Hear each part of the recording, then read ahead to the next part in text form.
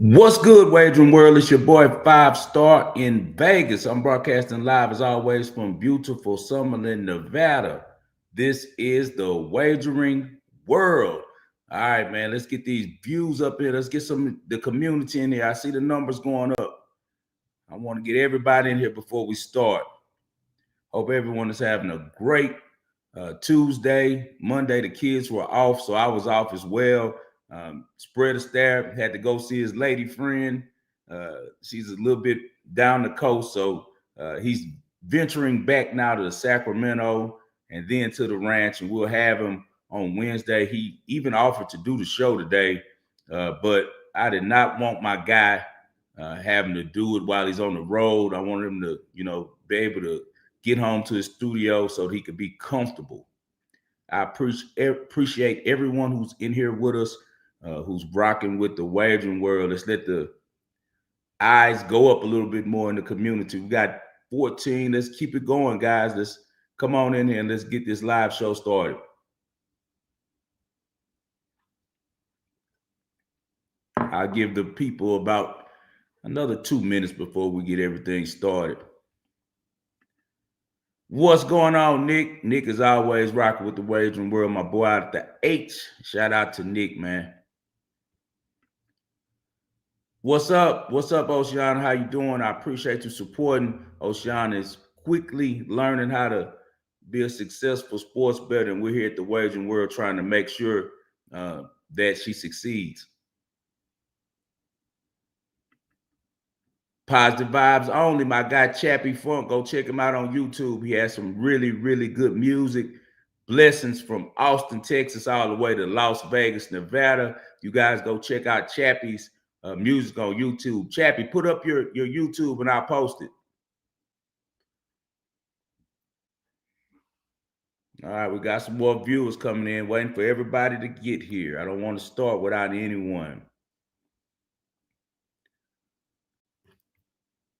What's good, T Slick? It's always us versus the machine, baby. Let's go. It's love, bro. I appreciate it. We're going to keep grinding it out. That's what we do. All right, I'm going to let a few more people get in there, and then we'll kick it off. Okay, here we go. We're looking good now, man. As you know, this is the wagering world. It's only right that I got in here today to speak with you guys, and let's get a little motivation going. These are always lessons. They're never L's, man. That's why the name of this show is No L's, Just Lessons. It's very important for me as a sports bettor who's teaching other people how to do this to be very transparent.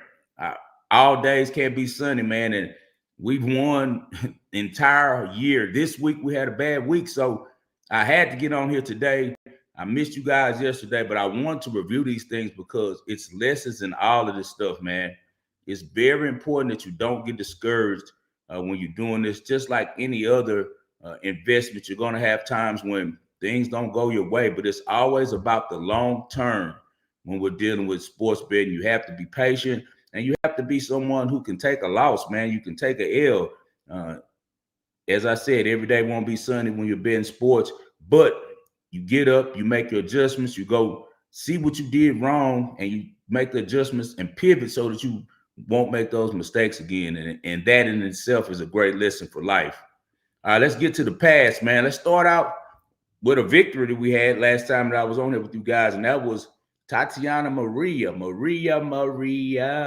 I can't sing that good, but that's what we tweeted out, man, when we hit that lick for -135. Tatiana Maria, she beats Marino. Good cast for some Guadalajara. As I told you, the OG likes to get to work this time of the year, and we're going to look at her again tonight in Seoul. Then we went to Ljubljana. We got a counsel on that one. Something happened to Jewel Niemeyer in the first set. She lost the set, and after that retired. So that counsel on your book. Now let's get to the football. What's up, Michael? Hey, bro, nothing but love. Shout out to them boys in Paducah, Kentucky. I used to go out there and run around a little bit, man. I used to run a trek from East St. Louis, Illinois, and we'd go down there and kick it in Paducah. My boy had a couple friends over there, so I know about Kentucky, man. great basketball program over there. Let's see if Mark Pope can get them back to the status that they were before.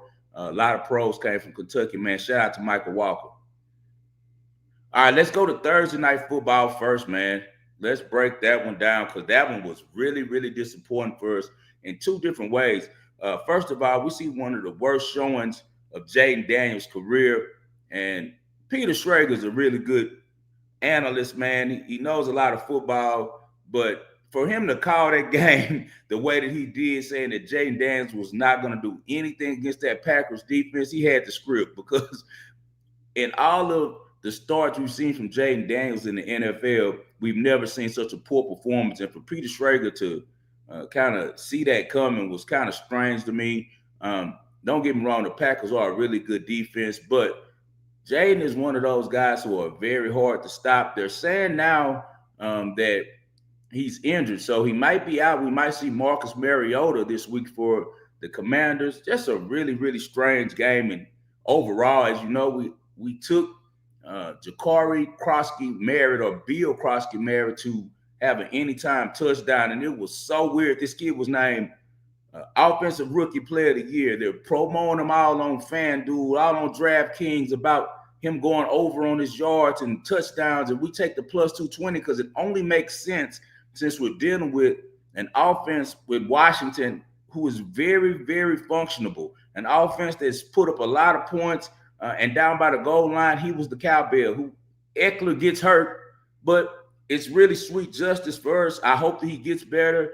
Probably not with his age, with him being an older guy, and he tore his Achilles, and that's a horrible injury. But it all came from Washington trying to appease the books, in my opinion. Like, let's be real about this. If they're promoting this kid everywhere, he was just the offensive rookie of the week, why the hell is he only getting 4 carries in a big primetime game in Green Bay? It made no sense. I'm not a fool, and I tell you guys all the time that we're going to trust our eyes on the wagering world. We're not going to listen to all the madness. We watch the games with the sound down because we want to be able to actually watch what's going on. We want to see the action. We don't want to hear anything from the powers that be that are trying to influence us and make us think a certain way. You got to trust your eyes when you're betting sports. And man, I'm not a fool. It's no way after the performance we got from Bill Krosky-Merritt the following week he doesn't get any carries. It just didn't make sense that they were running Austin Eckler over and over and over again. Find out that Krosky-Merritt was the most bet prop for his over 40 yards in the whole game. He had the most prop bets on him. So just really more funny business from the NFL. We know that the NFL files itself as an entertainment company. If you don't believe me, go Google it yourself. Go look it up. The NFL does not consider itself competitive sports. They have a clause inside of their laws, their bylaws, that says that if for entertainment purposes they need to, they can deal with the outcomes of these games. And we're seeing it more and more. If you've been watching the wagering world a long time, you know I've always spoke about corporate betting. Back when I first started betting 20 years ago as a kid running up in the Win, shout out Doug Castaneda, who always takes care of me at the Win. It was guys like him in the front, Jimmy Alvello. These were old school ex-handicappers themselves who set the lines by getting in the back with a paper, with a notebook and a pencil, and on paper just figured it out. And their whole goal was to get where money was on both sides. Nowadays, we're dealing with corporate greed. Corporations will be the death of America, man, because corporations only care about one thing, the bottom line, the bottom number. They could care less about you and I. We're just a number to them. Corporation is a fake entity, and these fake entities are the reason we're dealing with all these troubles with the NFL right now, because betting is now no longer just in Vegas. It's everywhere now. So with it being everywhere, it's corporate control. It's no longer the Italian mobsters, the Jewish mobsters who were in Las Vegas at first and came from booking in their neighborhoods and just were trying to get the VIG and make their money off the vigorish and give guys a fair game. That's all over with, man. The corporations have bought, you can go look it up, DraftKings, FanDuel have invested billions of dollars, not millions, with a B, billions of dollars in AI. in order to get numbers that are made to trick us as bettors and to make us lose money. To put lines out there that's supposed to be one thing when they know it's going to be another. Not saying that Washington was working with the books, but what may have been is that the books knew that maybe Krosky Merritt wasn't going to be in the game plan this week, and they had that intel, and they used it because, man, they continue to advertise this kid as the offensive rookie of the week just for us to all get out there and take what seemed like an easy bet and to take our money. But it's always us versus the machine. Hit that like button if you're in here rocking with the wagering world. If you're watching it live, I appreciate you being in here. If you're on YouTube later, please hit that like button, man. Let's get in this algorithm. We're trying to make everyone better bettors. Any comments from anyone on the Washington game? I'd love to answer some questions about what they saw in that Washington and Green Bay game. We only got 35 people in here right now. People probably at work and things like that, but that's okay. They'll catch the show later. Or any of my people who are in here now have any questions? T Slick says it's crazy because all these sports platforms post teams, players all week to put in your brain. Then Sunday comes, they want you to bet them. Yes, indeed. And it's outside of normal thinking to be dubious. You know, like we're just trying to deal with the information we got, process the information, and make a sound bet. But we're dealing with a lot of different things right now with this AI stuff, man. A lot of different things.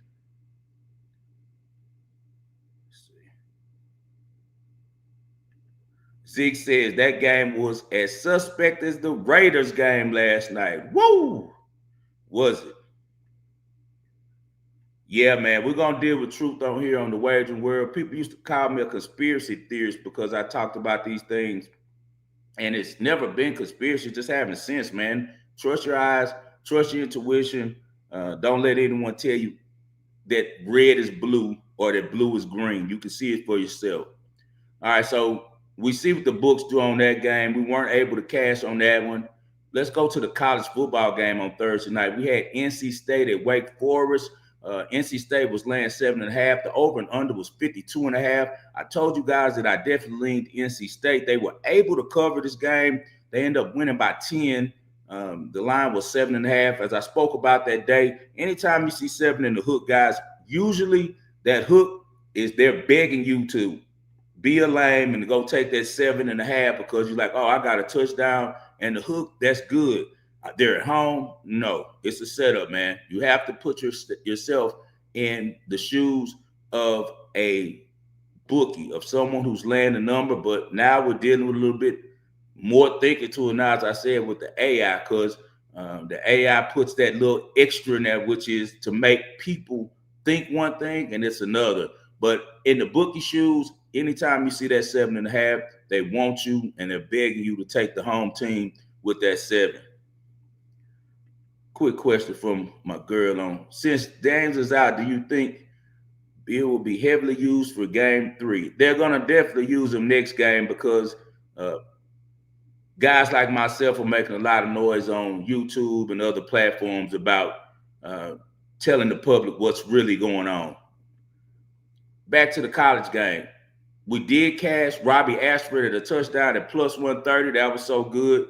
We got jobbed on CJ Bailey. Me and the guys were texting each other during the game. My group, he was up to like 30 yards, and he ended up taking a sack, and he got right at like 20 yards. Then he had another run that put him at like 23, and of course he had to take kneel downs.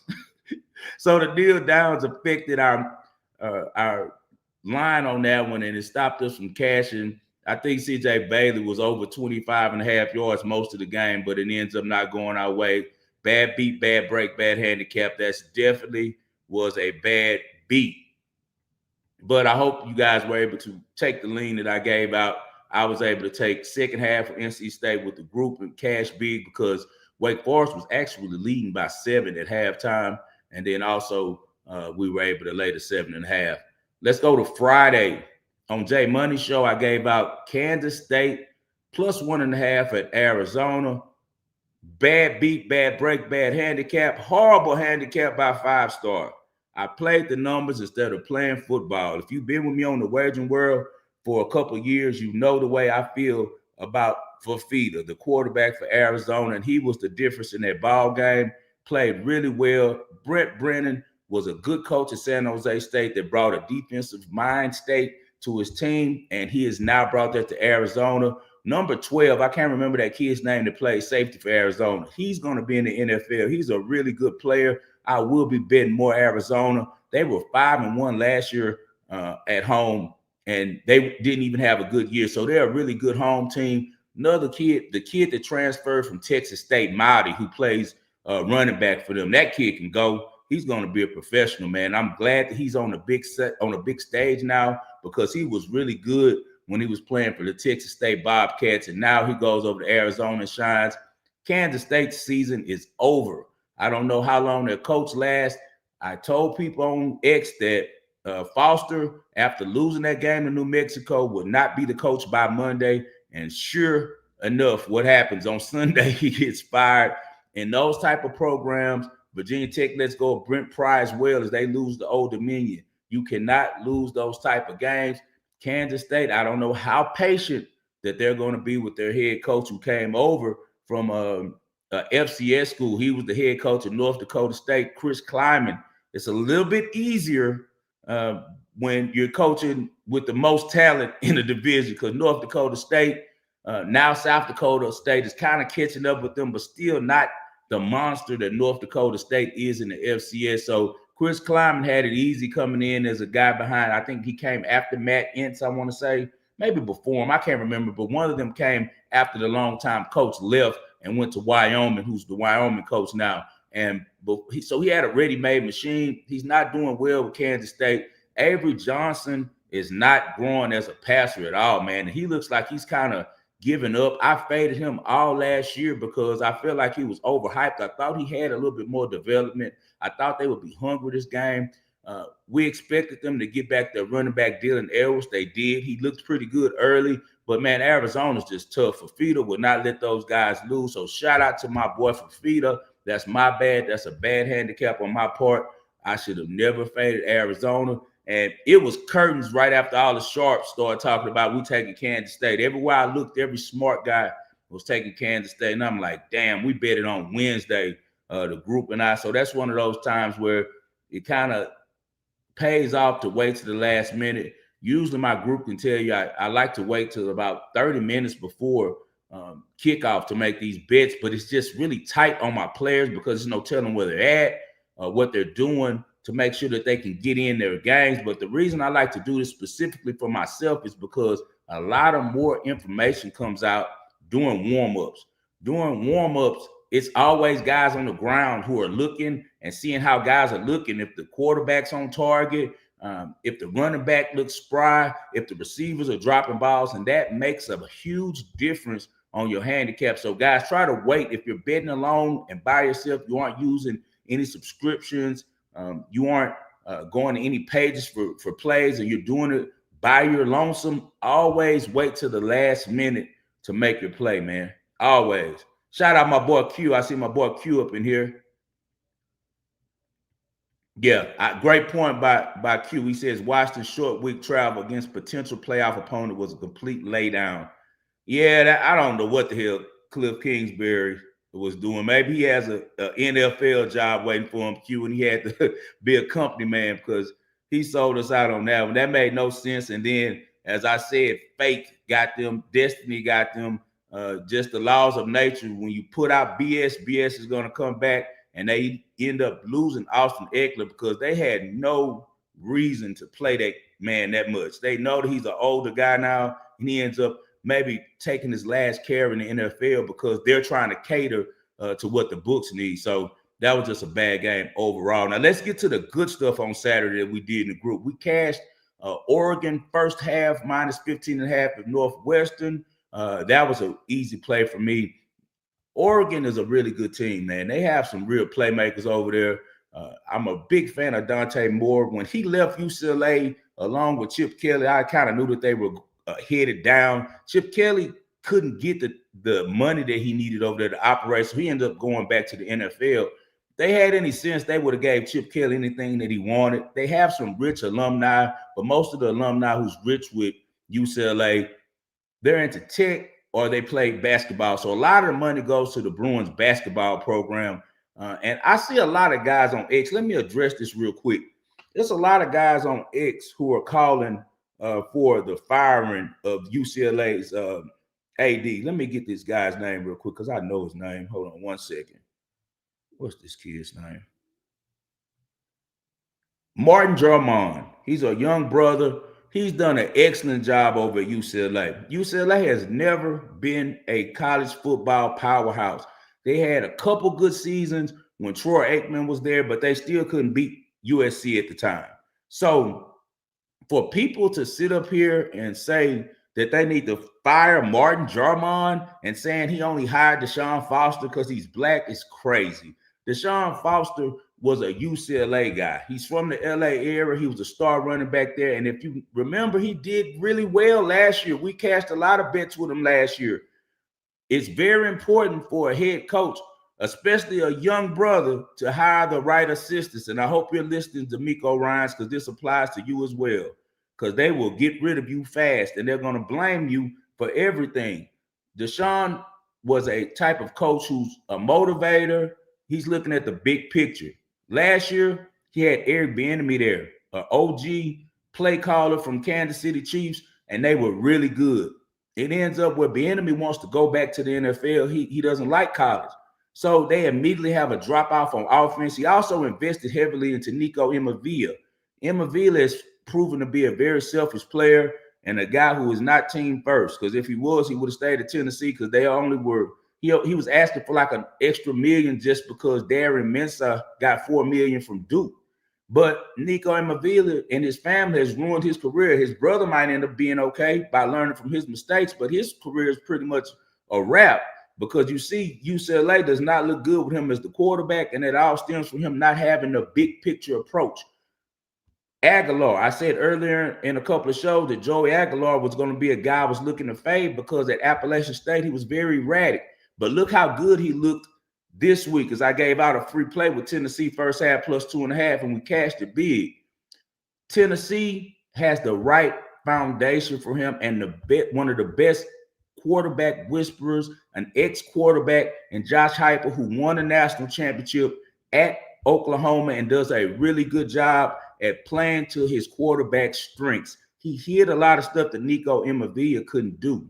Deshaun Foster did not like Nico Imavia. Starting into the season, to show you how I know he didn't like him and like his attitude, he wasn't even named the starter before game one. They were talking about they were going to play another kid that they had, but he ended up, from the pressure of the amount of money that they were paying Nico Imavia, to end up letting him start, and now he doesn't have a job anymore because he aligned with him instead of keeping Joey Aguilar, a less-known quarterback, but who came from being hungry, who played at a JUCO at Diablo Valley, who worked his way up, who wasn't highly recruited. He had no recruits coming out of junior college. Now, Joey Aguilar is going to end up being a pro quarterback because of coaching, because of the coaching that he's receiving over there at Tennessee under the great Josh Heupel. And now Nico Imavia, he probably is going to jump back into the portal again, go to a mid-major school, and we'll never hear from him again. And now Deshaun Foster has lost his job. But any UCLA guys on here or anybody watching this, just stop it with the Martin Drummond needs to be fired. They had the most successful sports athletic program in all of the Big Ten. They won the most titles. I want to say they won water polo. They were the only team that had both their softball and baseball team play for the finals. Just so many good things that Drummond is doing. UCLA never has put their money into football. So all of these guys overreacting, and you know, with the climate of the country now, it's so easy for everybody to scream DEI and all this mess, but DEI actually benefited white women more than any other segment of the country. If you could go do the research and do the stats, but they're saying he was a DEI hire and all these things because he wasn't good at the podium when he was first introduced on Big Ten Day. So Deshaun Foster really got a bad deal over there at UCLA. Not a lot of guys are going to be successful over there, but I think it's really bad business that a lot of the UCLA alumni that I'm seeing on X are trying to go after Martin Drummond now as if he's the fault. They don't care about football. Football isn't the only breadwinner at that school. So Martin Jamon, keep doing your thing. They say that they're going to get a committee now to do the hire, but good luck with that, UCLA, because I don't see how you guys get anyone over there who wants to go compete against Lincoln Riley and USC for getting talent, especially when USC is right in the hood in South Central. So, as I said, and a way more prestigious program that puts a lot more money and time into football. So it ends up where UCLA fires Deshaun Foster. We cashed Tennessee plus 2.5 with Joey Aguilar. And we also, as I said, cashed Oregon first half minus 15.5 against Northwestern. Dante Moore, great quarterback. UCLA didn't keep him. They didn't keep him and Chip Kelly. If they had, they would have been a contender this year in the Big Ten and a really good team because Dante Moore is a much better quarterback than Dylan Gabriel. We'll talk a lot about Dylan Gabriel as the season goes on because I think that he's fool's gold as well. He threw a touchdown pass at the end of the Cleveland game, and I'm looking forward to when he's placed as the starting quarterback pretty soon. I don't know if it's going to be because Flacco gets hurt, which is most likely going to happen, or because of non-production. But when he gets his opportunity, we're going to see the truth about Dylan Gabriel when real live bullets are fired. I've been watching him since UCF. His body will not hold up. He's also very small and a turnover magnet. So I think Shedeur is going to end up getting his chance at Cleveland. And when he does, all of you who rock him in the wagering world will see, once again, I was right on quarterback. We haven't been wrong on any of them. All right, let's get to the second game we cashed on Saturday with the group, and that was Alabama. First half, we got it at minus 12.5 versus Wisconsin. Ty Simpson, he can play. The first game, he didn't look good, but he can play, man. My boy Serge, that's from Alabama, he's a big Alabama guy. We talked extensively about Ty Simpson. He compared him to Mac Jones with more athleticism. I can see that. He's a very accurate passer. Now we're seeing finally a Ryan Williams showing. We're glad for that, you know what I'm saying, because he's a really good player. He needs to think less about polishing his fingernails and doing fingernail commercials and more about what he does on the football field because he's a special talent. He's a guy that I think can be one of the best receivers we've seen. He's only 18 years old and in his second year playing college football. So I'm glad that he's playing a lot better. I think that Alabama will be ticked off. You remember when Kalen DeBoer got hired by Alabama, I said it was a great hire. I still believe it's a great hire. I saw what he did at Washington. I saw what he did with Michael Penix. Michael Penix owes Kalen DeBoer a portion of his check because he would have never been a pro without Caleb DeBoer believing in him. First at Indiana as the offensive coordinator, and then taking him to Washington, even after the injuries. A lot of people don't know Michael Penix started out when he was a kid in Florida as a dual threat guy. He looked up to Michael Vick, left-handed, was fast like him. This kid had so much wheels. If you go watch some old Michael Penix tapes, you won't even believe that this is him now because the kid had outstanding speed. Well, he ends up tearing up his knees first in high school, then I think twice in college, for sure at Indiana, and he wears knee braces and things now and doesn't move as well. But Caleb DeBoer kind of helped him understand that you make your money from the pocket. So that goes kind of back again to what I said about Shedeur. Shedeur is a pocket merchant. He's a guy that can sit there and throw guys open. He's a guy that anticipates. That's the key to being a great quarterback in the NFL. It's all about getting the ball to your playmakers on time. If you can do that, you're going to be successful in the NFL. A lot of pundits now are saying, oh, wow, we were wrong on the draft. Duh. Like we didn't know it over here on the wagering world that this was going to be a really weak draft.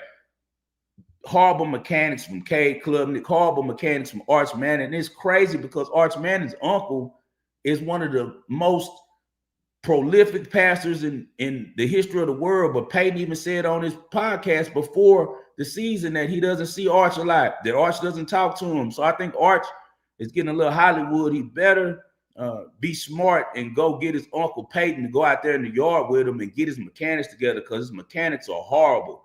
Now they're saying he's hurt. Maybe he is, but I know that when you're throwing off your back foot and throwing sideways, that's not good. Not good at all. Shout out. This is my dog right here. What's up, brother? How you doing, Peter? So, you know, like we gotta be real with what we see and not allow the media to frame our takes on this. If you allow the media to frame your opinions on football, you're gonna lose a lot of money, man. Because before the season, we was Ohio State all summer. Me and Ski couldn't wait to that game because we knew Arch Manning. I watched enough tape on Arch Manning the year before. Even against lesser competition, he just wasn't that good, man. And he's going to need a lot of refinement. I'm not saying he can't do it because he has great DNA. So maybe by next year, he is the guy that they want him to be now. But if you would have listened to the media about it, all your money would have been gone on that Texas game because Texas is really overrated this year, and Arch Manning is really overrated. Clemson is really overrated. Cade Klubnik is really overrated. And I lost on that game. I actually gave it to the group. I took Clemson money line for the game because Dabo had never lost to Georgia Tech. I want to say he had maybe lost once. I think he was like 12-1 against them, but for sure he had won the last 9 matchups against Dabo. So I'm going to follow what's been working. If I see that a team is always beating these opponents because what's on the front of their jerseys, then, hey, man, I got to roll with Clemson being able to figure it out. But as we saw, Cade Klubnik, beginning of the Clemson game, Clemson gets a big goal line stop. Me and the group are feeling really good. On the next possession, Cade Klubnik gives Georgia Tech the ball right back on a stupid fumble where he's scrambling and trying to do too much. And from there, they never got right. They made a little push in the second half, but Clemson has a much better team than Georgia Tech. The difference is quarterback. Haynes King, former Texas A&M Ag, who's been down in Atlanta and Georgia Tech for a second now. He did really well. He protected the ball. He made the plays when necessary, and Cade Klubnik didn't. All right, and the last first half that we cashed on our well plays in the group was USC. First half -11 at Purdue. We knew that they were going to figure out a way to let all of these games cover for the full game. As you see, Northwestern covered for the full game, but we got in and got out with Oregon first half. Wisconsin, I believe, covered for the full game. We got in and got out on Alabama. And also Purdue covers at the end, but we win with the first half because if a team is really good offensively and another team struggles to move the ball, take the best team first half, get in and get out. You know, I taught you guys that a long time ago because they get real cheeky at the end of these games to make sure that the books win. All right, on that game, Jay Maiva, he's right out here from where I'm at right now in Las Vegas, Nevada, you know, and he moved here from Hawaii. Played at a school. He didn't play at Bishop Gorman. I forgot what school Jaden Maiva went to, but he was a really good player. Goes to UNLV, plays there for a while, but ends up transferring to USC, and that's the best thing he could have done because now that kid is going to the NFL because the great Lincoln Riley is teaching him how to play quarterback. Lincoln Riley had 3 quarterbacks starting last Sunday in the NFL. You always want to send your child. If your child plays a certain position, send him somewhere where they develop that position. And right now, if you got a son that plays quarterback, you want him to get over there with Lincoln Riley and get to LA. He's building something nice over there. They're looking much better on defense. Watch out for USC. I think USC is a lot better than people think. Any college questions before we get to the NFL breakdown from last week? Because it was a murder. We got slaughtered on NFL on Sunday and on Monday. It was horrible. Let's see. What's up, Ant Money Murray? He says, thoughts on Georgia? Well, we won the first half on that one. Tennessee, in my opinion, was the better team, but Kirby was the better coach overall. He's just a good coach. People don't understand how good Kirby Smart is. His last name is him. He's smart. He's one of the few guys who was under Nick Saban and actually took to heart everything that Nick gave him. That's why I don't even think Nick likes him too much. I don't even think they talk much because he pretty much ended Nick's career in Alabama at Georgia. You know, so just like Nick, former defensive back, defensive minded guy that started understanding, hey, I have to coach both sides of the ball. Let me pay attention to this offensive side as well. He has a system that he runs offensively that highlights really great running backs, great wide receivers, and he likes quarterbacks that are listen, man. He wants a quarterback just like he has over there right now. It's the second coming of Stetson Bennett over there, and the 2 national championships. I think they won a national championship before it was playoffs back when Herschel Walker was there with Vince Dooley, I want to say. But they won the national championship in recent times under the new playoff rules and the new FBS and situation. You know, the situation where it's actually a defined champion. They've won twice, and both times it was with Kirby Smart, and both times it was with Stetson Bennett. Man, they have another kid over there right now in Gunnar Stockton. He's just a scrappy kid with a lot of heart, and he's going to run that offense the way that Kirby wants him to run it, and he's going to scramble if need be. He's going to do what it takes to win. So great win by Georgia, but we know that Kirby is a defensive-minded guy, and I think Tennessee kind of did what they wanted on them. If the kid makes the field goal for Tennessee, we're singing a different tune about Georgia this week. He just froze up, man. They were in position to win the game, and he just couldn't take all of the pressure. My guy says, any opinion on Tulane? I don't. I have not watched Tulane this year, and I need to because they've been pretty good. I haven't watched them since last year. They were really good last year. I liked them when Mensa was over there at quarterback. I have to go check them out. I will have some information for you. I'm going to go watch some film on them actually this week because they have a really big game coming up. So I want to see how they look in it because this is going to be a big one that they got where they go on the road this week. Any more college football questions for 5-star? Let's see. Any more college football questions? Shoot them to me.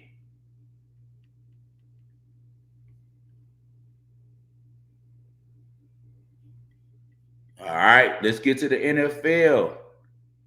All right, man, let's go to Sunday, man. Sunday was trash. Sunday was trash and Monday was trash. The Chiefs fall to 0-2. That was my well play for the week. I lost an ungodly amount of money on my boy Mahomes and at home. It was set up beautifully, and Travis Kelce sold us out. He sold us out. That changed the whole momentum of the game. Mahomes did miss some big throws. I will admit there. He missed, I think, two guys open, but for sure one time Thornton broke free and he missed him. He never missed those before. From watching this game, I can say this. The tush push is out of there. This is the last season for that. So after this game, and they showed them lining off sides every time and how they were jumping early and things like that, I just don't think that we're going to see another year that it's an advantage that the Eagles have found out. It's a gray area. It's a tax loop. A tax loop hole. So I don't think the NFL is going to continue to allow them to sneak on 2nd and 2 all the way down till they get a touchdown or first down when they're in those type of situations. We know that Jalen Hurts, we said it before, he's the greatest sneak quarterback ever. It sounds funny, but it's a real weapon because he squats 700 pounds and he's about 5'11", 6 foot. So when he gets low and gets behind that line, you're not going to stop him from getting a yard. And also the very smart Nick Sirianni has it where the guards, they fire off before the ball is even snapped. So, yeah, that rugby play is over with in the NFL, but they get it done. Chiefs defense, as I predicted, really played well in this game. Really good showing by them as they hold Jalen Hurts to less than 100 yards passing. He did finally end up getting the receivers involved, but it was just enough for the Eagles. Saquon Barkley continues to look good, but their defense was sound. Just it comes down to the whole game flipped on that Travis Kelce touchdown. It should have been a touchdown. It ends up being a fumble. Arrogance always comes before the fall. Travis Kelce's over on the sidelines cussing everybody out, even after they had just scored on a wonderful touchdown scramble by Mahomes. Mahomes was a magic man again. And let's stop all this mess that I'm hearing about Josh Allen, Justin Herbert, Lamar. They're not better than Mahomes. They're not. Okay, they're just putting up great stats in the regular season. Whereas in Mahomes, he's put up stats before. He's done all that stuff. But the main thing he does is when it counts, he wins. Until one of those 3 quarterbacks beat Mahomes in the playoffs, I don't want to hear anything about their better because it'll be different if their skill level was better. Like, it's not like any of those guys are better athletes than Mahomes. Lamar's faster. Allen's bigger. Yeah, that's true. Herbert's bigger. Herbert probably can throw farther, but Mahomes can do all of those things at a A. Now, those guys might could do some of their intangibles at an A plus. But the thing about Mahomes is he can do everything on an A. He can scramble. He's fast. Uh, he can throw the ball with accuracy. He can throw the ball long. It's just the only thing is the difference between him and those guys is he has the clutch gene, and he showed it over and over again. How many times do I have to tell you guys? I'm not going to stop betting on Mahomes until he proves me otherwise. Why would I? I just bought another ticket for him to win the AFC Championship again at plus 650. He's went to the AFC Championship 7 straight years. He's won the division 7 straight years. Why would I book that? You jump on the train. You don't get in front of the train. If you're a real bettor, you understand that.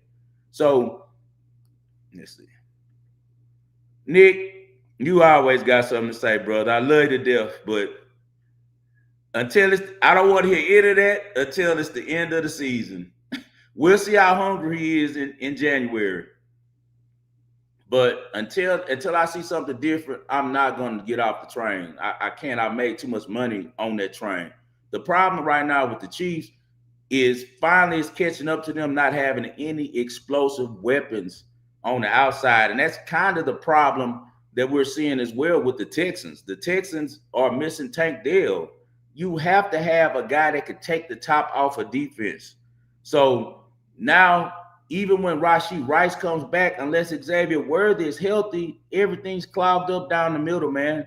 And Travis Kelce has to catch balls, man. He's already slower now than he used to be. He's not getting separation as much, but at least you want him to get one-on-one with those linebackers, and he can't as long as they don't have Xavier Worthy running down the middle of those safeties. Speed is they say speed kills. It definitely kills. So that's what's wrong with the Chiefs. Mahomes has carried this team for 7 straight years. They always responded, and I think they will respond again this year. They're going to have a tough one, though, on, I think, Sunday night against the Giants in New York. I'm not betting the Chiefs on that one. I think they win, but I will not be surprised if the Giants give them hell. It's just in the script this year for the story of the Chiefs, for them to struggle a little bit early. But every time that they do, I'm dropping more money on them to win the AFC Championship game, because I believe if they get into the dance, they're going to be able to get it done.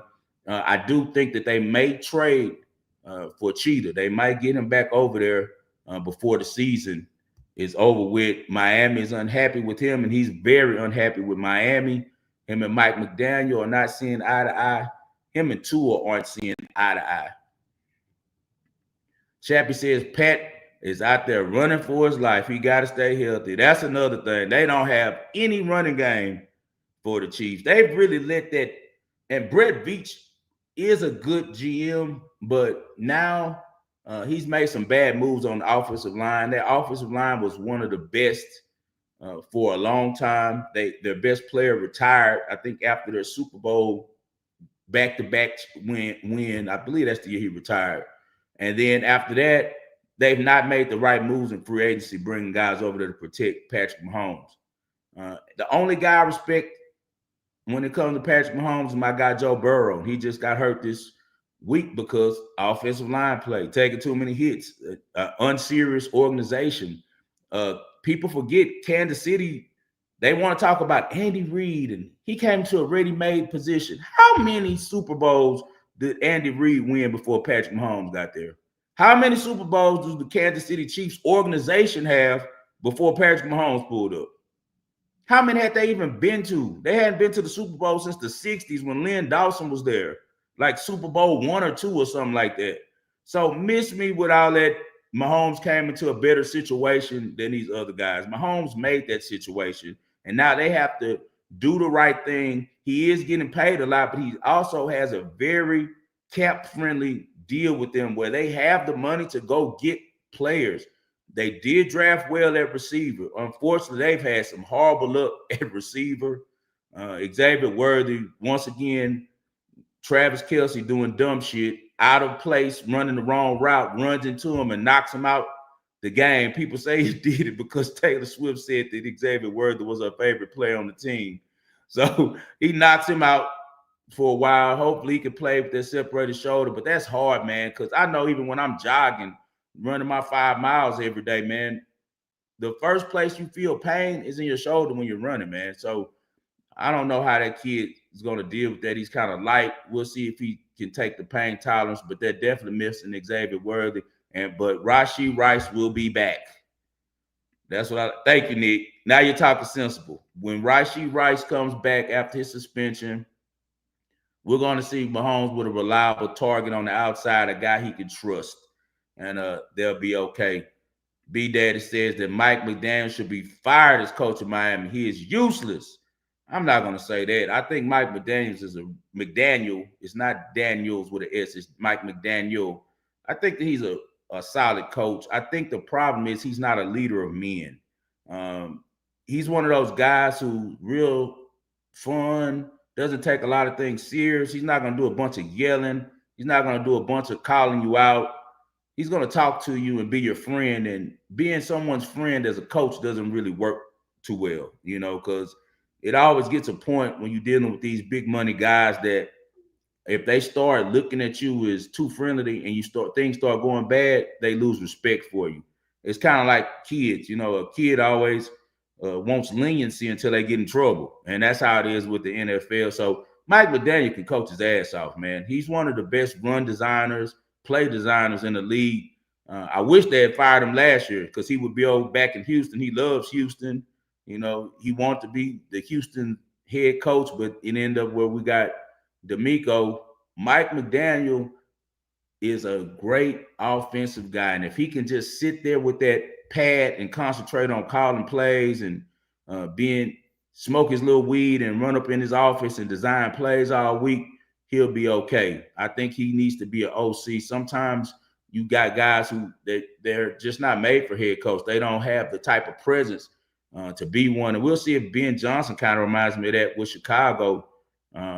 We're going to see if his personality is okay because he's kind of switched up. This guy, it's like he became the evil version of Ben Johnson because he acted nothing like that with Detroit, but now he's acting like this badass, you know, when he goes to these pressers. And my guy, Dan Campbell, taught him who was his daddy this week is they drop a 50 piece on their ass. So the Chiefs going to be okay. The Eagles are going to be okay. I'll say that. I think they both are okay. Exactly, B Daddy. Mike McDaniel is a better offensive coordinator, I agree, than a head coach. Hopefully they give my guy D'Amico a shot in Houston. Let's get to that real quick. As Houston falls to 0-2, as they allow Baker Mayfield, who's earned all types of respect from me, to really, you know, get it done. It was crazy, man. So me and Ian loves the Texans, right? But they're out of school. We were supposed to have a party right here in my house and watch the Texans game. My mother-in-law and grandmother-in-law are in town from Houston. This is their last day. They got to go back. So then it's back to normal life for me and the wife of just, you know, having 3 kids by herself and not being able to do shit. So pray for me. But so they're here, and I thought that Ian was going to want to watch the game, but him and his little brother, since they were out of school, decided they wanted to go play. And so I went and dropped them off at a place around the area out here in Summerlin where kids just have free play. They run around, arcade, play basketball, whatever. So they went there. While they did that, my wife and I slid over to Red Rock Casino and watched the first half of the Texas game and a little bit of the third quarter. We went to eat, and I was watching it on my phone. I was so happy because me and the group laid the 2.5 and took a money line when they scored in the fourth quarter. But now that I review it and think about, man, that was just a great job of coaching by a veteran head coach over there for Tampa Bay, Todd Bowles. I don't know why. Maybe because he's a dark-skinned brother who don't say much. People try to act like Todd Bowles is a clown or dumb or something. And he's not. He's one of the better coaches in the NFL, especially on the defensive side. He's been a champion as a player with the Washington Redskins and as a defensive coordinator over there at Tampa Bay when Brady and he were able to get a championship. Ty Bowles knows what he is doing, man. Ty Bowles is a really, really sound coach. He let Houston score. It looked like it was just a great run by Nick Chubb. Nick Chubb actually should have slid down. Now that we review the film, and the Texans could have took a knee 3 times, made them use up their timeouts, ran down the clock, and kicked the field goal and ended it. The ball should have never got back to Baker Mayfield. But the reason that it did is because Ty Bowles was smart enough to say, all right, we're in a bad situation with the clock. They're already in field goal range. Let them score. I trust Baker to go score and get it done. And he does. D'Amico Ryans is going to take a lot of flack for this game, but this game was not on D'Amico Ryans at all. And the reason why is because he called the perfect play on 4th and 10.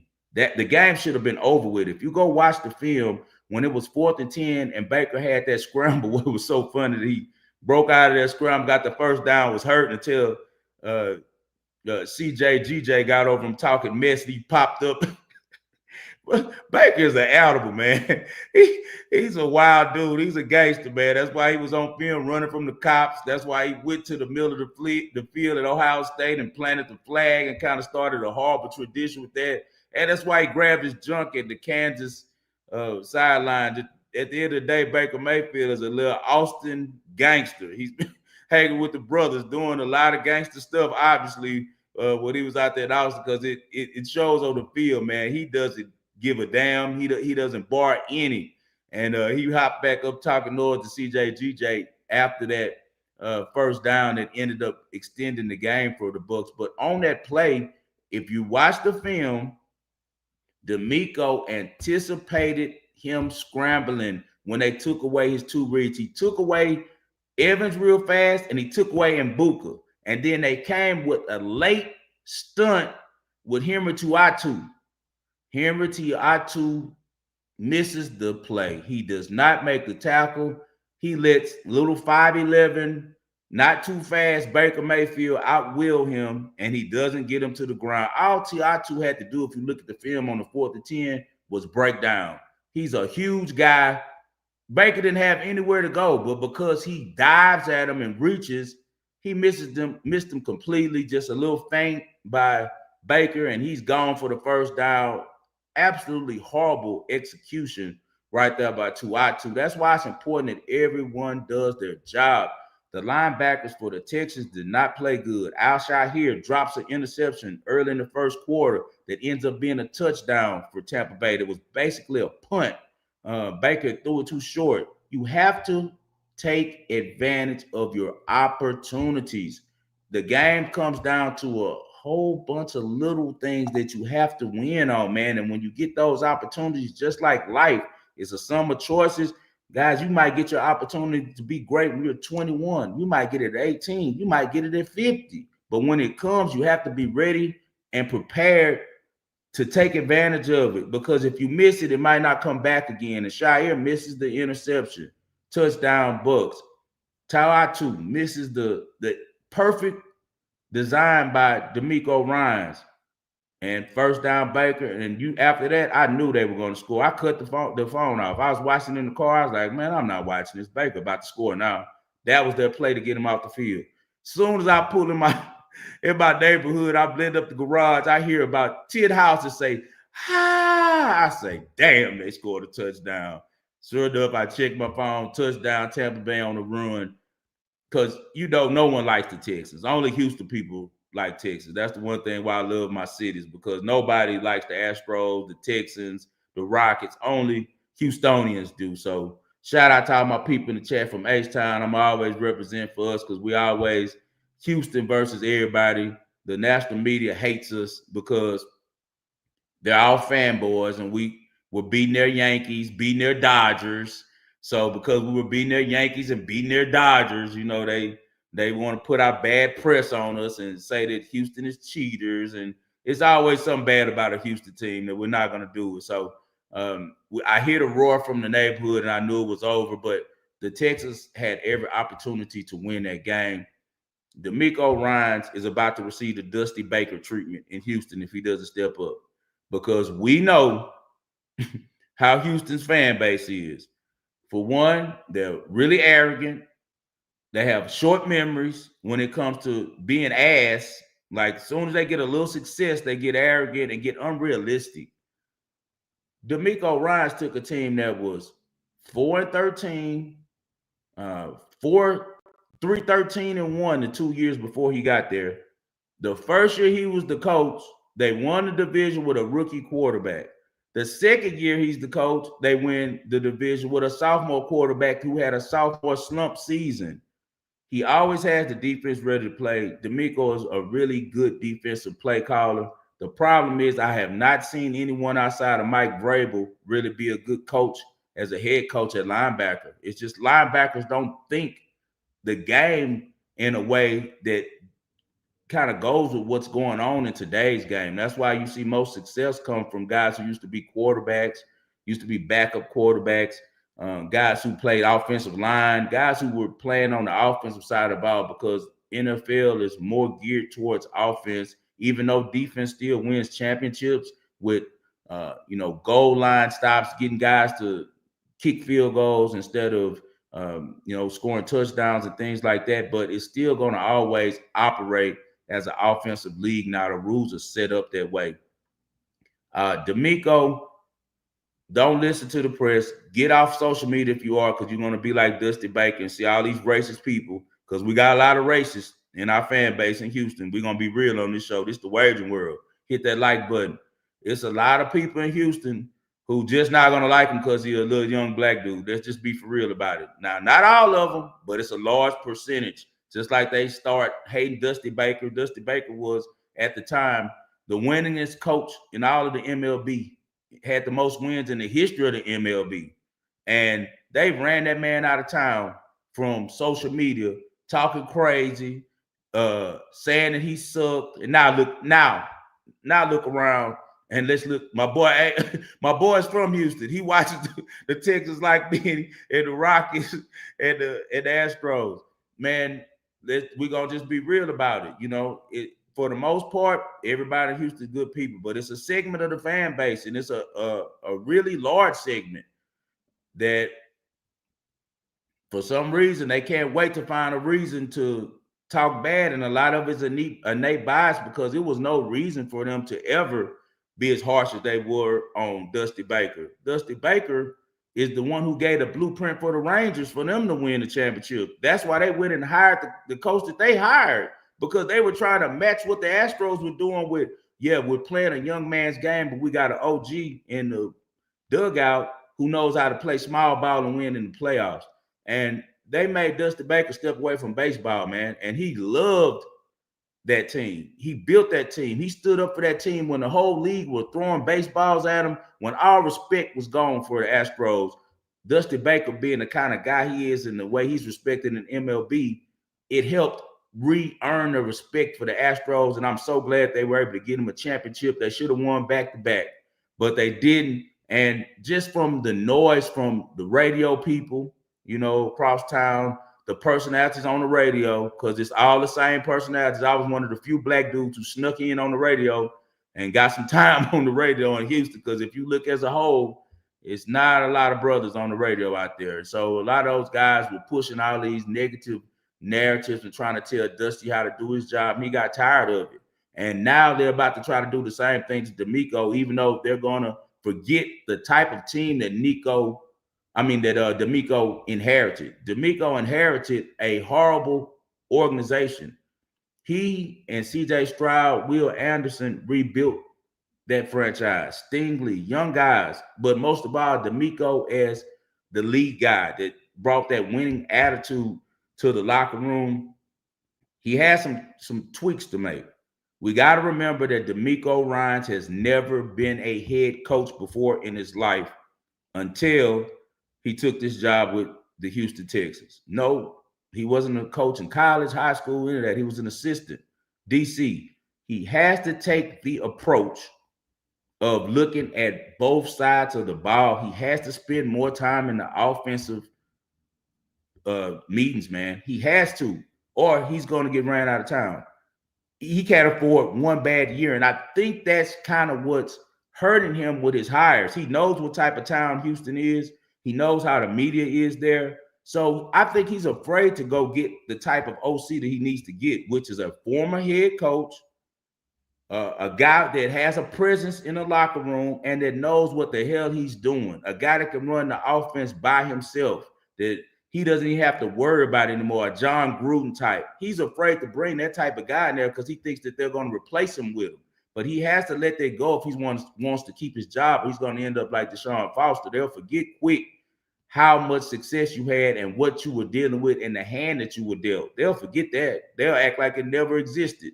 Only thing they care about is we won 2 division titles. We won 2 playoff games. Why aren't we winning the Super Bowl? When the hell has Houston ever been to the Super Bowl? The Oilers never went. The Texans never went. So they need to chill and be grateful that they got a consistent winning brand with an opportunity to make noise in the playoffs and build on that.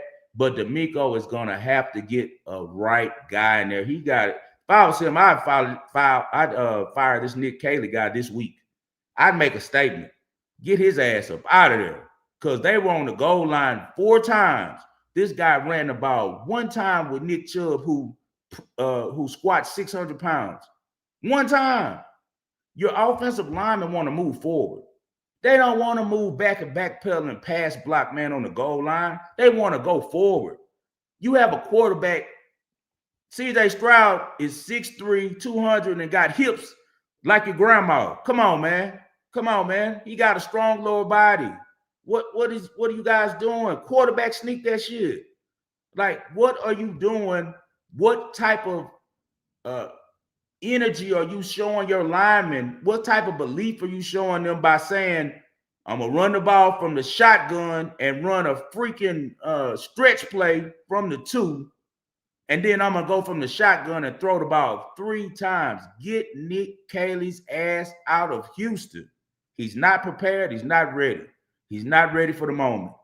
And how does Dari Ogunbowale keep being in the damn game? He didn't pick up a blitz on the 2-point conversion, get CJ smacked as soon as he gets the ball. He has no business being in the game besides running down the field as a crash dummy on special teams. Get that guy out the game. Is he D'Amico's brother-in-law or something? Why the hell does he keep playing? He does not need to be in the game, man.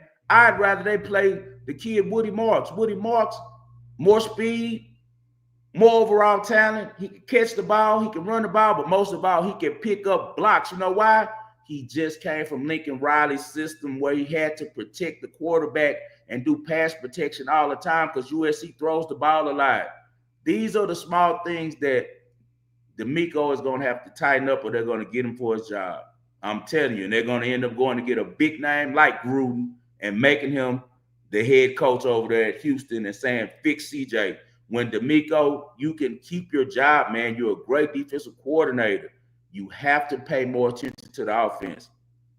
I noticed something before the game last night. I tweeted about it. It's small to some people, but I'm a psychology major. I think that psychological things mean a lot when dealing with a team. I didn't coach pros, but I did coach for a long time. I had a league with my brother, Curtis Bolden. They still doing it out there. It's called AFAX. And with my homeboy Rex, who used to play in the league. It was a athletes for a change. And what we did is we had a spring football league where we coached all of the top tier talent from the Southeast side. And we made sure to go into places like South Park, South Acres, Third Ward, Yellowstone, all the places where we know these kids needed mentorship as well as they were talented. When I coached my team, it's certain guys who I knew I had to get on their asses, and it's certain guys that I knew I had to baby. You pick that up as a coach, man. You have to be able to pick that up. And one of the things that I didn't like that D'Amico did, this is a huge Monday night football game. Everyone's watching in the whole world. Why, when they did introductions, did he let C.J. Stroud and the offense just run out with the team and they introduced the defense? Besides Stingley, who the hell do people know on the defense for them? Will Anderson, I guess. But, man, this is defense. They're going to play anyway. Give your quarterback some confidence. Call out the offense. Let them feel the love from the crowd. Let CJ and Nico run out and get some love, man. He's the leader of the team. You're going to only go as far as your quarterback. You can't win 0-0. You can't win 0-0, man. So here go, chap. He says, I'm mic'd up Gruden in Austin last week for again. Nice, nice. My boy Chappie does a lot of events in Austin, engineer and a musician. He also says Gruden's going to college to coach. I could see that. He's probably tired of the NFL. He almost got that Tennessee job. He went to Tennessee, but ended up they got the right man in Heupel. But I think Gruden's going to make his way back to the NFL. He's still young. He's still really involved. That's one of the few shows that I do watch. I watch his podcast because he's teaching on there. He's talking about X and O's, man. He's giving you the real. He's not. That's why they hated him at ESPN. That's why they got him out the way with the emails, because Gruden is a real dude. He's gonna tell you about yourself if you're fake, and they didn't like that. They want you to be a company man when you're dealing with the NFL and ESPN. But as I was saying, man, I did some coaching, not at that level, but with coaching, it's all about the way you're dealing with your team. D'Amico has to pay more attention to the offense. He does a really fine job with the defense, but don't become a glorified defensive coordinator, brother. To be a real head coach, D'Amico Ryans, listen to me, buddy. Go fire Nick Caley this week. He doesn't deserve another chance. He's not gonna change. I can see who's gonna help him change. You can't. You don't know offense. So Nick Caley was a bad hire. I actually feel like Slowick was all right. I feel like Slowick would have been a lot better this year. What happened, Slowick got into it with CJ, and they fired him because of that. So Bobby Slowick, I think he's better than this guy. Nick Caley he got to go, man. I've been coaching myself, studying film too long. I could tell when a coach knows what he's doing. He's comfortable with the play chart in his hand. This guy isn't comfortable with it. He's freezing up. He don't know what to call. He's just calling stuff. And you have to have you have to already have an approach ready when you're calling offense. You already have to have a sheet. When you see that big menu sheet, that sheet is going to have on there 3rd and 4 and less. Gotta have it plays. Goal line plays. This man is just calling stuff. And how I know it is because when you're on the goal line, how dare you be in the shotgun all 4 plays? Are you crazy? From the 2-yard line? A good play caller. I did this every time my kids got on the goal line. If we're within the 5-yard line, I had a quarterback who was mobile. I'm going to get my quarterback on the edge, man, and I'm going to threaten you with his legs and with the flats to the running back, with the tight end to the corner, and from the backside with a drag with the receiver or the tight end. No defense in America or in the world can cover that on the goal line if it's ran right. Because naturally, after the play fake, a linebacker has to respect it and make one step forward. And that one step forward is all you need to get a fast running back into the flats for the touchdown. If they're smart enough to say, okay, we're playing the flats and they run out there, your quarterback has enough speed and momentum to turn the ball up, man, and get in for the end zone. And then you can always go backside because all of what you guys going, what you running the play to one side, they're going to all flood one way and the backside is going to be wide open. So I don't know why me as a guy who's sitting here in Summerlin, betting sports, I understand this and this guy doesn't as a play caller. It's just dumb. So I don't want a guy calling plays for me who's not smart. And Nick Caley is not smart. The moment's too big for him. Find a play caller, fire his ass now. Another thing that I would suggest for D'Amico, bring in Nick Saban. He ain't doing shit on Sundays. On Saturdays, he go do college football. During the week, he could be in Houston helping you out, man. He's your boy. That's who you play football for. Y'all have a great relationship. Nick understands the big picture. Allow him to come out there and help you as a consultant, man. I think D'Amico is so afraid of being replaced that he's not hiring enough of smart people around him. Get some guys who understand how to run the whole thing. This is your first time, D'Amico. Find some guys who know how to run the whole program and put them around you to help you out, man. There's nothing wrong with getting help. The smartest people love to not be the smartest person in the room. The best bosses know how to delegate. So I want to see some growth from D'Amico. He does deserve some criticism, especially about, all of the penalties. All of the penalties they get are penalties that a linebacker gets. He's a linebacker at head coach, so they're overly aggressive, and he has to play smart. He has to teach those guys to play smart. It's okay with being aggressive. But I used to have a saying with my team: play fast, play smart. You got to play smart, man. Too many penalties, and that's been a lingering problem for the Texans. But this loss, I put on him for the offensive ineptness, but the ineptness comes from the hire. So Nick Caley, do not let Nick Caley cost you your job, D'Amico Ryans. All right, any NFL questions, guys, before we get to the ball and parlay? We've been on here an hour. It went by really fast. I enjoyed chopping it up with everyone. Any NFL questions right now before we go into the ball and parlay? If you throw them up, I'll answer them now.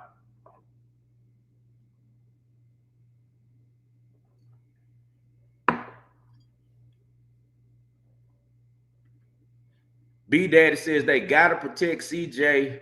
He's getting beat up too much. Some of this is on CJ. Another thing that I taught my kids when I used to also do quarterback camps. Like I help guys with quarterback, and that's why I kind of know a little bit about. I played quarterback since 7 years old. I was a quarterback. That's the only position I ever played in football. They tried to put me at safety one time. I got ran over. I said, that's enough for me. So I was a quarterback my whole life, man. I like to think the game. CJ B Daddy is the problem with CJ is he has PTSD now. He's been hit so many times and he can't trust his line, so he's rushing things. He's not seeing the field clear. When you hit that back foot, you got to let the ball go. If you can make it to your back foot and hit the back foot, it's supposed to be a pass right there. So some of those sacks aren't on the offensive line. They're on C.J. Stroud because C.J. Stroud isn't seeing the field clear. He's so used to getting hit, he's getting a little rushed. All he has to do, come to the line, calm down, act like you're back at the Snoop League where you came from, playing under Snoop. It's just football. See your keys, read your keys, make your throws. Let that shit go, man. When he hits that back foot, he has to throw the ball, man. Throw it. If it's an interception, so what? You know where your guy's supposed to be at. If they know where they're supposed to be, Nico Collins is a big enough guy that's going to protect the ball for you. He's going to turn to the defender. If he's supposed to run a 15 and in, throw that shit when you hit your back foot. He's overthinking. Another thing, CJ really misses Tank Dell. Tank Dell was his favorite receiver. If you're watching up for the Texans, you know that. Him and Tank have a special relationship. He told the team to draft him. It was supposed to be him and Tank that built that team. Nico was already on the team, but he was underachieving. He became a star when Tank Dell kind of went out. And then Tank came back and they were a formidable combination, but he gets hurt by a bonehead play by Xavier Hutchinson, diving in the end zone for no damn reason, and we haven't seen Tank Dell since. So hopefully Tank can recover. He's a small guy, man. I'm hoping that everything heals up and we can get him back because Tank Dell is a guy who could be an all-pro. He could be a Pro Bowler every year in the NFL. I watched him play every snap he played at Houston, and he was different. And he never got hurt at Houston, but he's been getting hurt since he's been with the Texans. He has great hands, great speed, great in-space speed, and most of all, what I like about Tank Dell, he understands where he needs to be. He understands the soft spots in the zone. Him and CJ work together really well, and anytime he put the ball in his hands, he could go all the way. He could take it for a home run, and also he took a lot of pressure off everyone else with just his speed over the top, man. So praying for Tank Dell, man. That's my guy. He's been through a lot since he got in the league, man, and none of this stuff was going on in Houston. He got shot. His own teammate tore his MCL, ACL, hip, all types of stuff. So I just hope that Tank Dell gets back. We're missing him, man. Explain Daniel Jones, please, says at Money Murray. Vanilla Vic is good. I call him Daniel Food Stamps when he's playing bad, but he's Daniel Dimes when he's playing good. Now they're calling him Indiana Jones. Just to follow up on that a little bit, Chappie Funk says I think the coach can keep this level of offense up? Indeed, they can. They have a really good coach over there. That's the original OC when the Eagles were a great offense, and when Jalen Hurts put up all those great numbers in the Super Bowl and threw for 300 yards, Their head coach was the OC.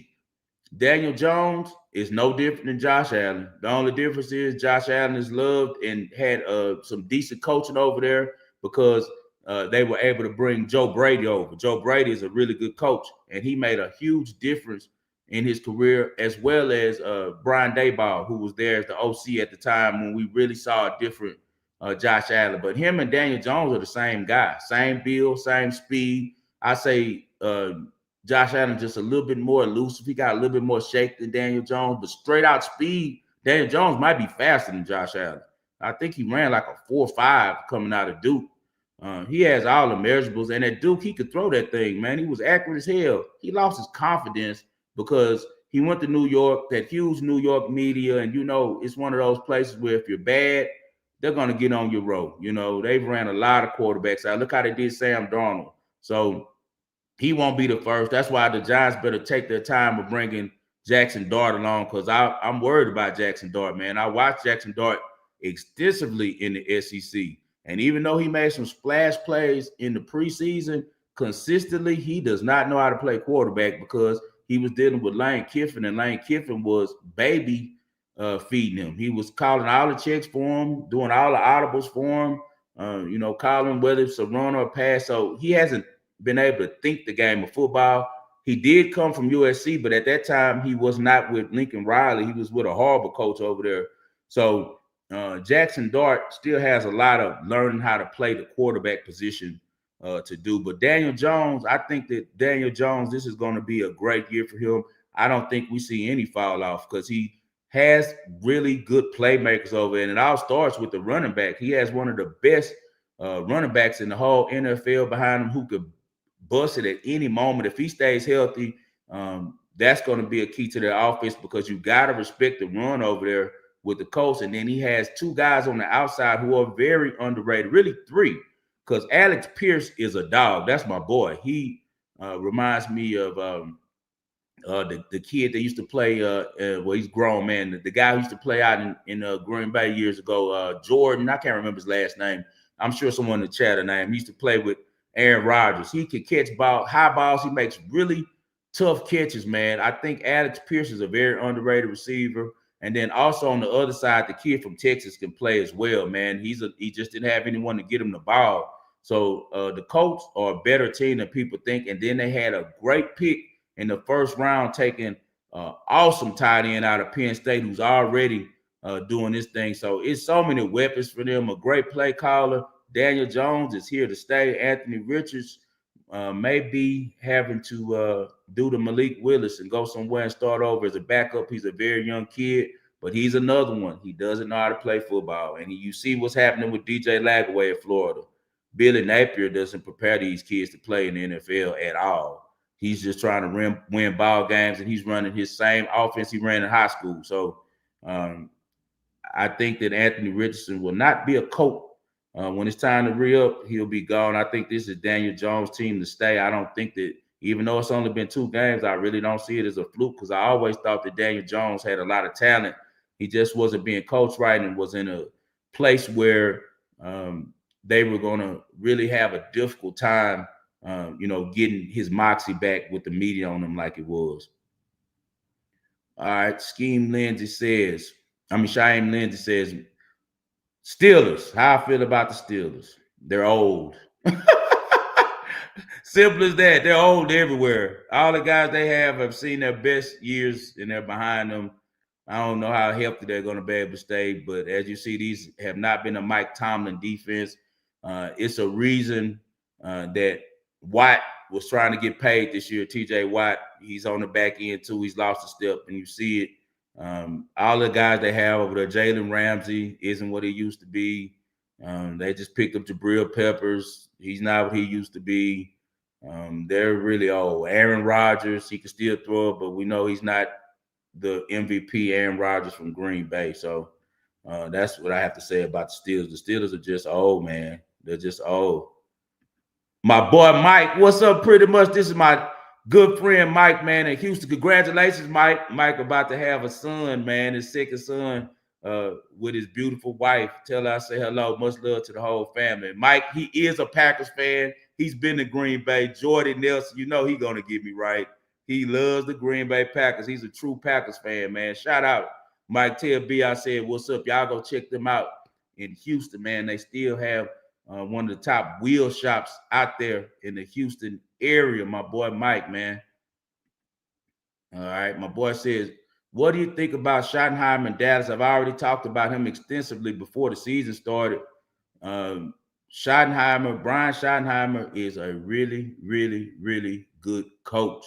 Right. Schottenheimer is just being put in a basket with everything Dallas, and people don't like Jerry Jones. A lot of people are jealous of the Cowboys. I'm gonna just be honest, and I'm a Texans guy, so I don't even like the Cowboys, but they get so much talk, they get so much media hype, but people saw so many bad things about Jerry Jones. But all of the guys who were great players for him, they love him, including Dez Bryant. I got a close friend who's really close with Dez Bryant. Dez Bryant loves Jerry Jones, and Michael Irvin, they love Jerry Jones. Deion Sanders, they love Jerry Jones, because if you're once a Cowboy, you're always a Cowboy. And a lot of people don't like Jerry Jones because the bad press, and he's kind of from an older generation. So sometimes he lets his mouth get in the way and says the wrong things, and it sounds really, really, really old thinking and really, really racist. He puts his foot in his mouth a lot of times. But as far as in Brian Schottenheimer, Jerry Jones and Stephen Jones are football guys. They know how to hire. He was a good coach, good offensive coordinator. Wish he'd have been OC at Houston before, he went to Dallas. That guy's put in some work. He's been the OC with the Jets. When there, you saw the best years from Chad Pennington. He was an OC also with Seattle, where you saw the best years from Russell Wilson as well. He's paid his dues. Second-generation coach, was a backup quarterback in Florida under Steve Spurrier when they won the national championship. That guy has been around, and they are sleeping on him. He might win Coach of the Year. The defense is going to have to step up. They looked horrible against the Giants. So he might be a victim of his defense, but he made a great hire. He grabbed Matt Eberflus. Eberflus is an ex-head coach that's a great defensive coordinator. Let's see if he can get those guys playing better, because they did not look good against the Giants. Malik Neighbors was really killing them, man. And I don't know, but they were missing one of their starting cornerbacks as well. And he's a really good cornerback. He was all pro last year. So that's one thing to look at with the Cowboys. Let's see what else we got here. What's up, Doobie? How you doing, man? That's my boy Doobie out the A. What's your number 2 play NFL Week 3? We'll talk about it, man, as we come up. We'll be back tomorrow. Tomorrow, Spread will be in here with me to help me out so I don't get hoarse from doing all this talking. So Spread will be in here tomorrow. We'll break down for sure the Thursday night football game. We'll talk a little bit about the Friday games. And then this Friday, for sure, I'm going to be here, guys, because I'm feeling some type of way about last week. So, my reputation is all I have. I don't lose. If you follow me long enough, you know that. So when I do lose, I take it to heart. Shout out to the guy who he tried to give me some advice today on X. I guess he thought because I said I was up at 2 a.m. studying for the week on college that like I was pressing and making bad bets and was telling me to let it come to me. I appreciate that, brother. But anyone who watches this show knows that I've been doing this for 20 years. First from Houston, flying to Vegas every weekend on Southwest. Every Thursday I was here to Sunday. And, I come home on Monday morning and stuff. And now I'm here full time since 2016, bro. So I've been doing this a really long time. I know how to deal with an L. It's just that I'm a guy who I believe the harder you work, be daddy. Yes, sir, bro. I started at 21. As soon as I turned 21, and then I had a momentary absence, and then I came back again at 25 and started doing it every weekend as well. Here go a pick my boy got. Silky Man F412. What's up, my brother? He says he likes James Madison, Kansas, Virginia, and Washington. So we'll do a little research on that to see if I agree with you, man. My boy Ant says, is it time for the Ravens to move on from John Harbaugh? Ooh, I don't know. We'll see when the playoffs come. I feel like this with these coaches. This is the thing, guys. We got to always realize we have high expectations for teams and coaches, but only one team wins the Super Bowl. All the other 30-some teams go home sad every year. So your team is not going to win every year. Be happy that you have a product that's always competitive, that always has an opportunity. And the Ravens do, man. The Ravens, the whole time they had Flacco until he got a little bit too old. And then after, when they went and got Lamar, when everybody else was asleep on Lamar, and, you know, they're great GM, I say the greatest GM in all time in the NFL, Ozzie Newsome, is smart enough to say, hell no, we taking the Heisman Trophy winner. We're going to get Lamar. And they built their whole offense around him. John Harbaugh is a really smart coach. You know why he's so smart? He was smart enough to say, all right, I've been running a pro offense my whole entire career as a head coach. We run pro. I'm a special teams guy. You know, if you don't know, that's how Harbaugh made his name in the league. He was a special teams coach for the Eagles, because he's been with the Ravens so long. A lot of y'all probably don't know that. Harbaugh gets Lamar Jackson. The first year, they try to make him run it their way. The second year, he says, wait a second, this isn't going to work. So guess what he does? Let me call my brother. He calls the great Jim Harbaugh, which is his brother, and says, what packages did you guys used to run for Kaepernick? Jim Harbaugh says, here you go, brother. He's out the league now. He's back in Michigan. He's no longer with the 49ers because he fell out with the GM over there. One of the worst moves in NFL history, the 49ers letting go of Harbaugh.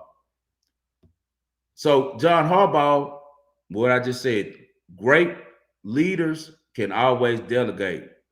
Great leaders can always take new information and pivot. They're not stuck in their old ways. So John Harbaugh is a hell of a coach because he changed their whole system. Even the backups he get are guys who are like Lamar. But that all comes from him getting a playbook from the 49ers that they used with Kaepernick and installing it so that Lamar could be as successful as he is. And now you see Todd Monken has came over from Georgia, and Todd Monken is a hell of a coach. But you best believe that John Harbaugh is having something to say over that offense and making sure that they're running packages that highlight Lamar's talent. Lamar is unbelievable, guys. Best dual threat quarterback we've ever seen. Just past Aaron Rodgers, highest QBR in the history of the NFL, while also beating the NFL's leading rusher at quarterback in its history. And he still has a lot of good years left, but he's already passed great ones like Michael Vick and Randall Cunningham. So shout out to Lamar.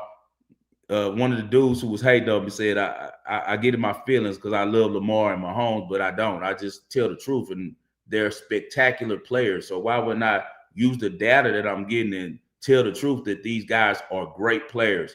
But until Lamar gets it done in the playoffs, much like Josh Allen, I don't want to, compare him to Mahomes. Also, Justin Herbert looked really good last night against the Raiders. We didn't talk about that game. It was just a dominant performance by the Raiders. The difference between that game was when they got on fourth down, they ran the same play that D'Amico called defensively, where they cleaned it up late with the linebacker, and their linebacker got Geno on the ground and made the play. The Chargers, they don't get hurt. They should be around. They don't have a running game, though.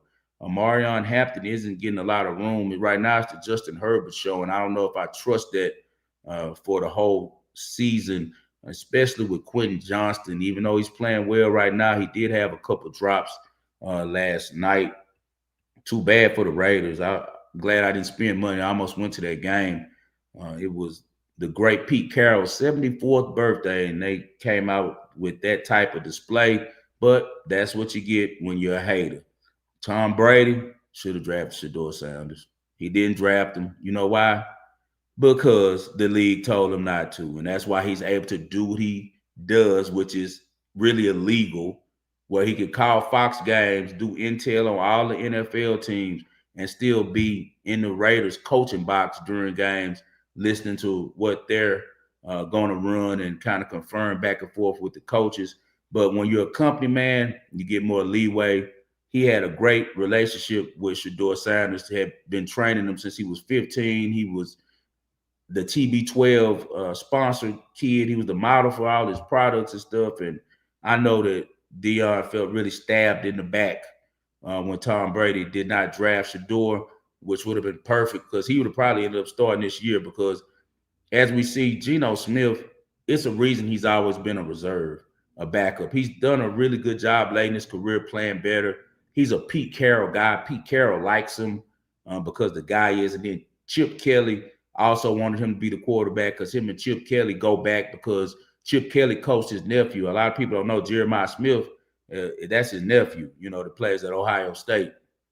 So Geno has done the best with, making a nice run late in his career, but the Raiders are still going to be looking for a quarterback really soon. And they made a mistake passing on Shador. And I keep telling people when he gets in for the Browns with the first team, as long as their head coach doesn't sabotage him, which I hope he is smart enough not to, because he gets a lot of love to have a losing record over his career. I don't know how the hell he's coach of the year twice with a losing record, but he didn't get along with Baker. They got rid of Baker, and Baker shined after he left there. Cleveland is one of those places like Chicago. If you're drafted there as a quarterback, I feel bad for you. They've never been good at quarterbacks. It's like Bernie Kosar and Brian Sipe, and a lot of you guys in the chat weren't even alive when they were playing because I barely was alive when Kosar was the quarterback. So there it is. Another great episode of The Wagering World. This is episode 8. No L's, just lessons. And I hope that I was able to give out some this week. I hope we got a lot of information out, talk some ball. Salute to you as well, brother. I appreciate you guys. I'm nothing without any of you. What's up, Al? What's up, family? Good to see you in the chat. I appreciate you being here, brother. Hey, man, let's get to this ball and parlay real quick. We like to go to tennis and get some money during the week. We're going to go with Tatiana Marie. She's once again the lady that I trust in these situations. She's going to be playing Susanna Lamans. They're 1-1 head-to-head. Lamans did beat her at the Billie Jean Cup, but she lost to her 2-0 the time before that. Susanna Lamans is, she's an all right player. Pretty good forehand from the backcourt. Not too athletic, though. And Tatiana Maria will get on your nerves with drop shots and slices. So give me Tatiana Maria at Seoul in that WTA 500 tournament. Plus 120 for the first set and plus 130 for the match. Also, we're going to take another dog. Let's go with Ava Leis. She's been hot. She's playing pretty good right now. Hard courts, young German lady.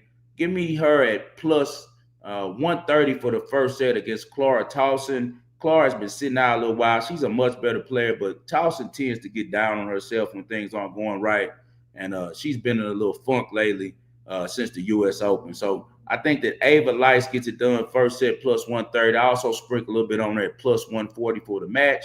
And then I'm going to take Tatiana Maria plus 120 first set, plus 130 for the match. The reason why I do first set and match and not 2-0 is because both of these ladies tend to go 2-1. So we're hoping they get at them early, and that way we get a little money in the bank, and then we're playing with theirs the rest of the way and get the game as well.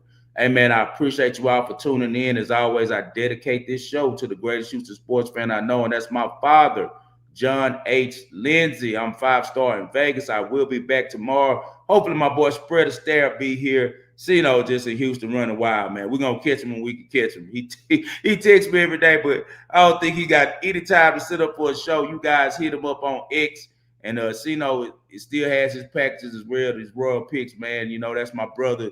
One of my best pupils. My boy Ski is back in town, so me and Ski will be on this week, probably on Friday.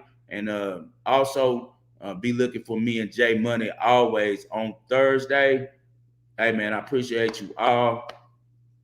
It's us versus the machine.